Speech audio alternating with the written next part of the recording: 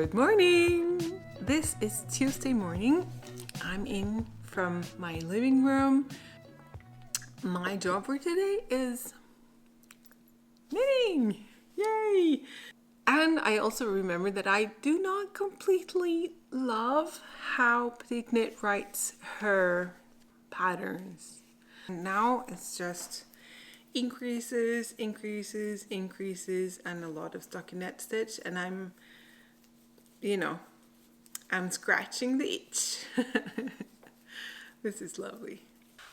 Hi! So this is Wednesday. I knitted a little bit yesterday, a lot yesterday, and I knitted a little bit this morning, and now I'm at the point of no return. No, just kidding. I'm at the point where I'm supposed to separate the sleeves from the body. And now I'm going to do a very exciting thing. I am going to go for a run because the weather is lovely. And I'm going to run over to my yarn store and buy yarn for the Ivy sweater. So excited about that. So, ta-da!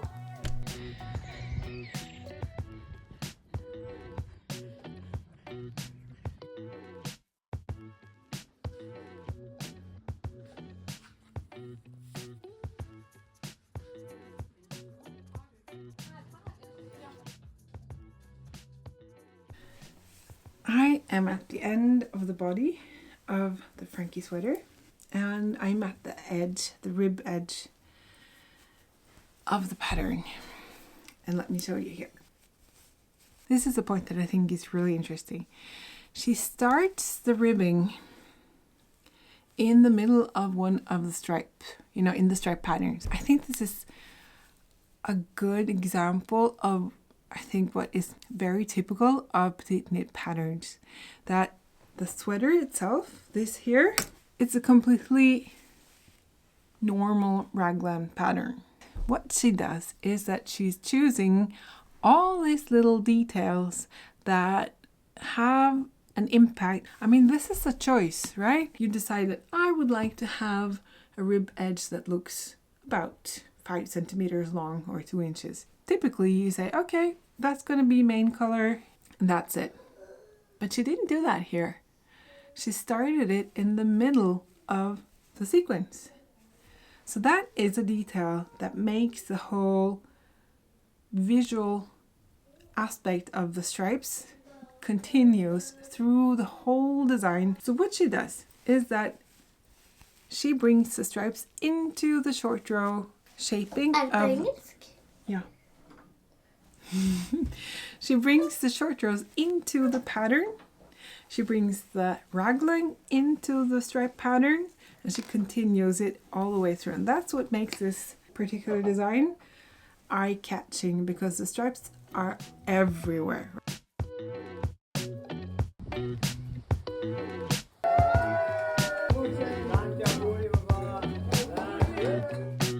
Wow! I'm wearing it. This is the Frankie sweater. I finished it. I have been on a trip with my family to Italy because I'm married to an Italian guy. Oh, and his father, my father-in-law, turned 80. So we went there to celebrate. I brought this with me. I managed to finish. And then, I got stressed because I didn't have enough of the base wool. The base color, the gray color. So I just knit really fast and really tight, and then I screwed up the length. So this is a little bit too short. It's supposed to be some centimeters longer, and I really want it to be a little longer to sort of balance out these wide arms. I also brought with me the next project, and it's here. I started knitting the day before, and I knit all of this on the plane back home. It's going to be done pretty soon. It's so soft, and I can't wait to wear it.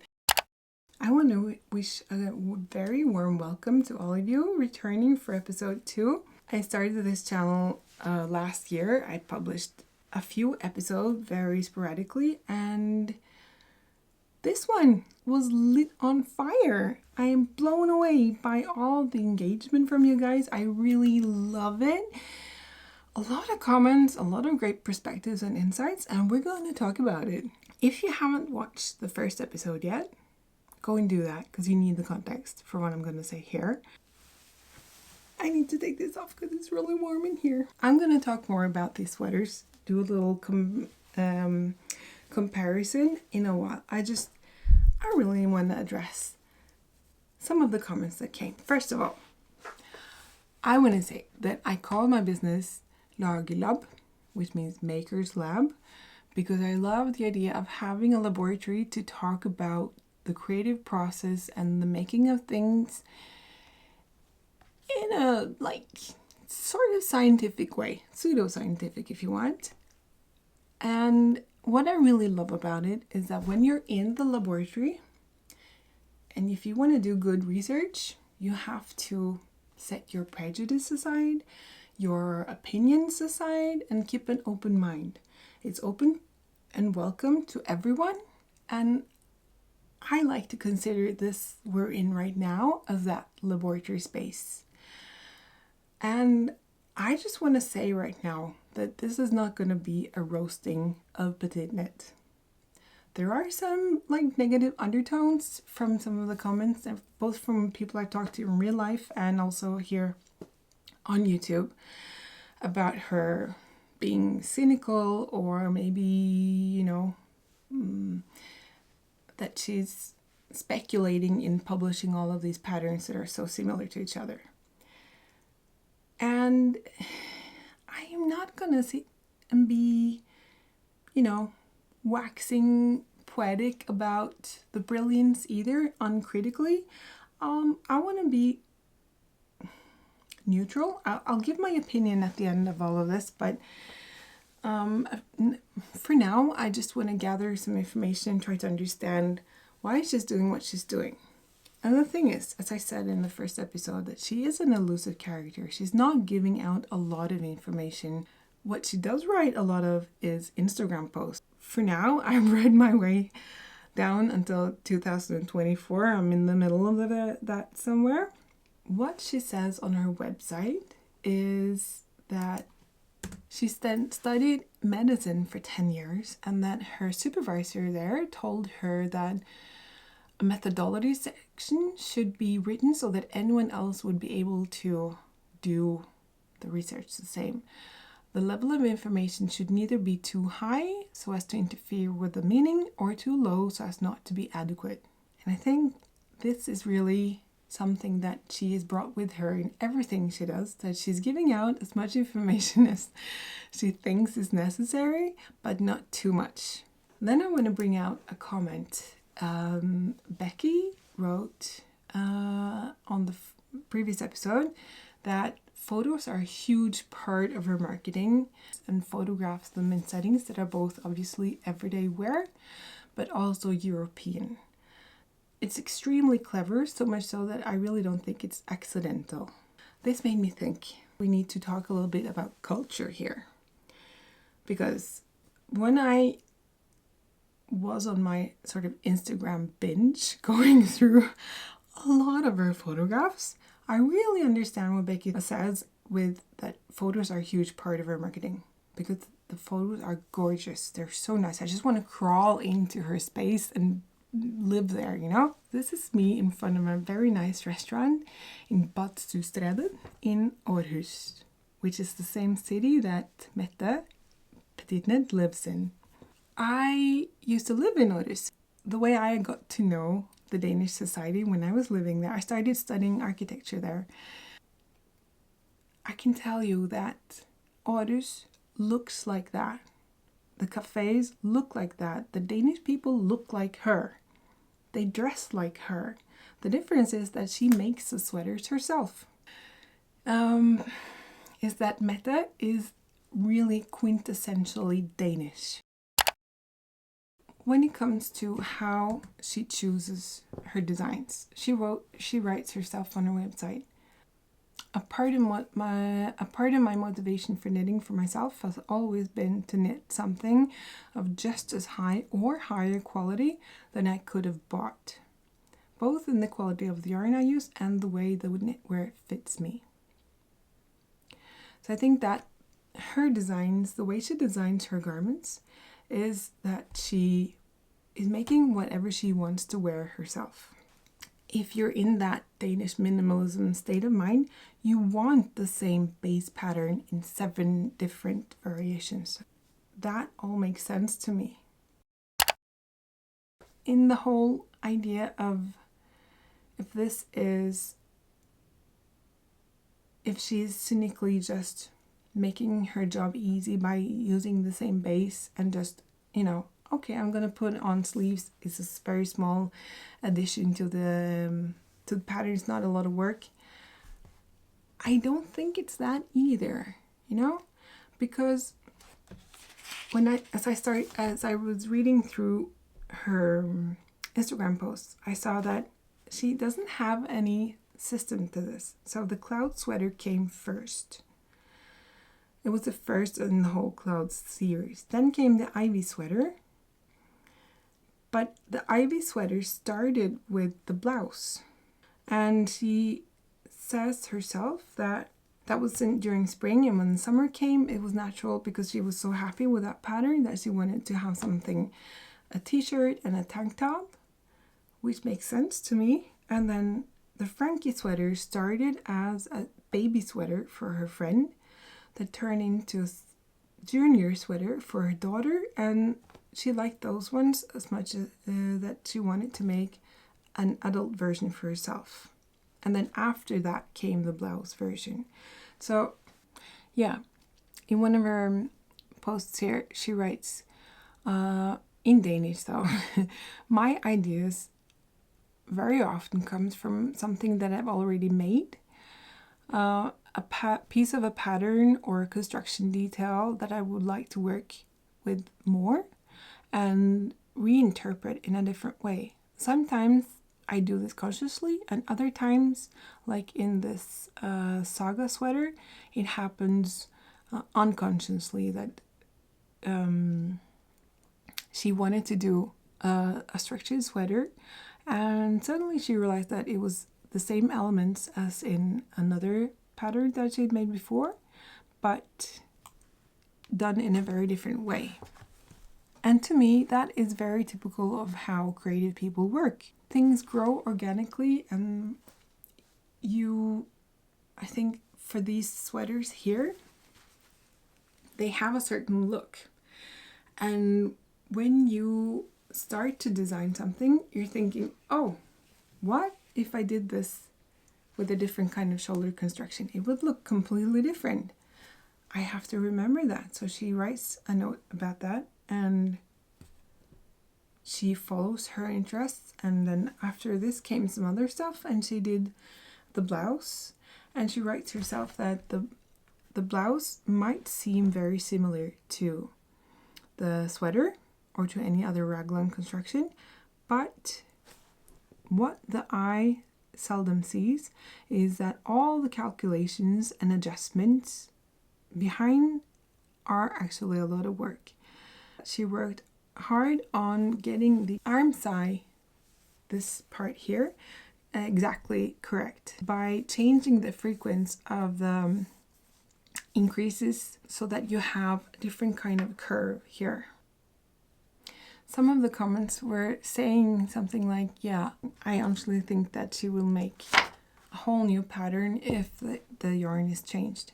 And I think that from creating this one and diving into how you grade patterns and how you calculate all the different measurements in the pattern, yeah, there's a lot of work actually involved in changing the gauge of a pattern when you change the yarn. So for me, it makes sense to charge for that work because visually it's not really different, but the bones behind of it, they're very different. One of the comments, you must admit that almost all of our patterns are super simple constructions that you would find for free. Yes, that is true. There are a lot of raglan sweaters that you can find for free out there in the world, although the quality of the patterns are not always great.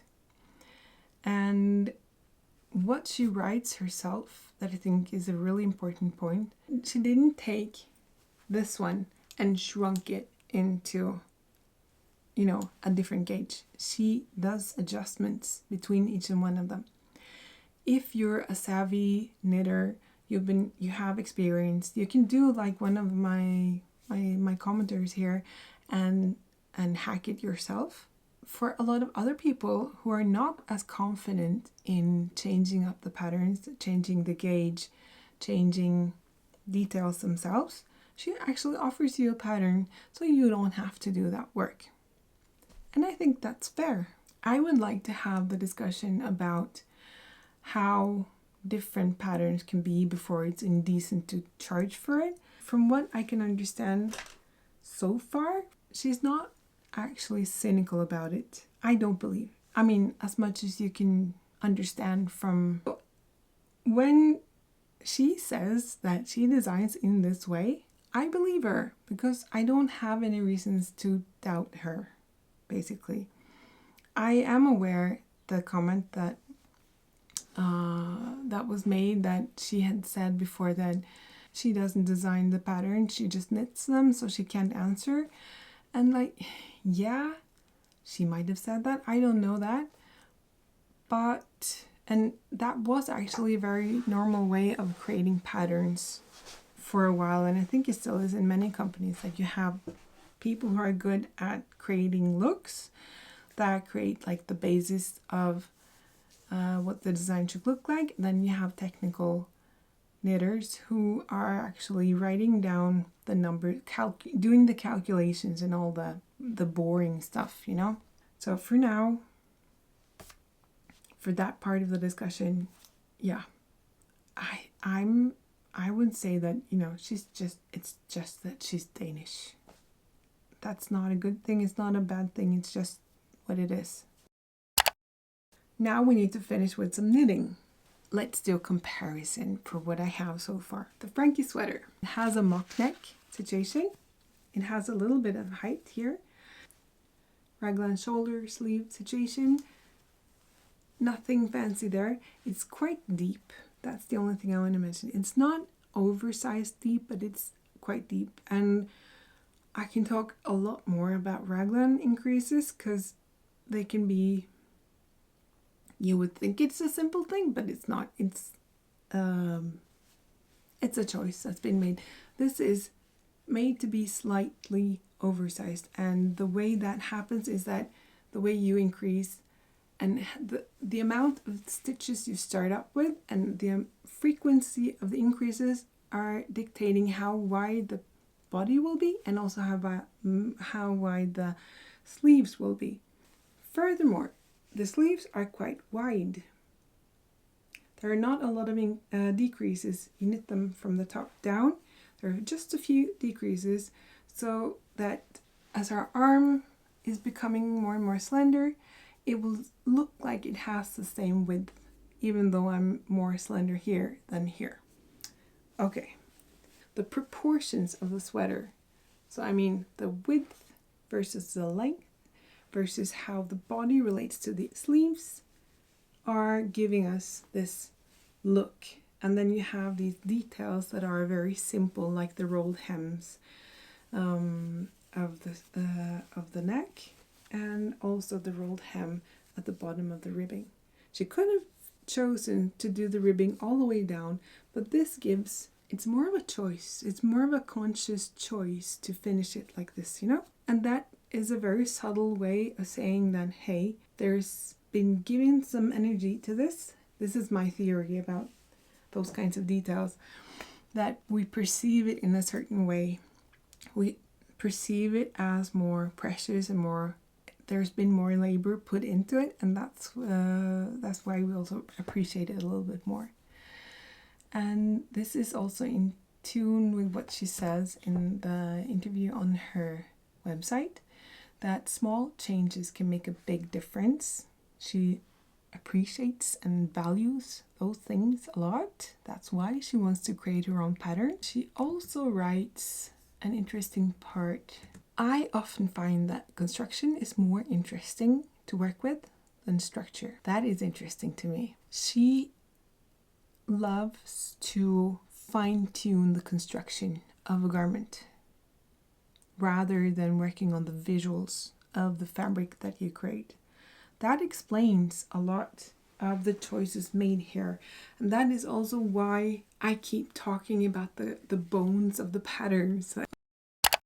Okay, the ivy sweater, it has the same minimal neck detail. There are no ribbing here either. There are short rows, though you really can't see them because of the yarn choice here, and also because there are no stripes. This one has a saddle shoulder, or it's like a, can you see the stitch patterns here? The saddle is here. It's a very narrow piece of the pattern, but it makes a huge difference when you wear it, because you have the straight line here that underlines the natural line on our bodies. That creates a little bit more, okay? It's a feeling in the sound. But this is a hybrid. So she wanted to shape the sleeve more. So you have the saddle here, and then it slides into a full-on raglan at the second part here. So you have more width at the sleeve, but also more width at in the body. That will make this one fit around the shoulder area tighter than the Frankie sleeve. So when you have a raglan sweater, the sleeve will end up wherever, the shoulder will end up wherever your shoulder is. That's why the raglan fit very well to many different body types, as opposed to a set-in sleeve. If you have a set-in sleeve that where you can see here that there's a turning point, if this is just a little bit shy of the actual point on your body, it will look off. So that's why oversized works really well, because it's exaggerated, right? Further than that, I haven't gotten yet, but it's straight down, nothing fancy. And the sleeves I'll tell you about in the next episode. The last thing I'm going to see before I leave, I have reached a conclusion that I have to make the cloud sweater as well. If this is going to be useful, we need to compare all three series. So I'm going to do that one too. Fortunately, that one has the highest or the lowest gauge, because it's this blow yarn with silk mohair, so it's going to be even quicker to knit. So we're going to be here for a little while talking about these things, and yeah, that's it. I hope it was interesting. Please subscribe and like and comment if you would like to hear more. If you have questions you're wondering about, please write them down in the comments, because I really love to see things from different points of view and understand what you guys think, and I love to be helpful. So yeah, thank you for being here, and I'll see you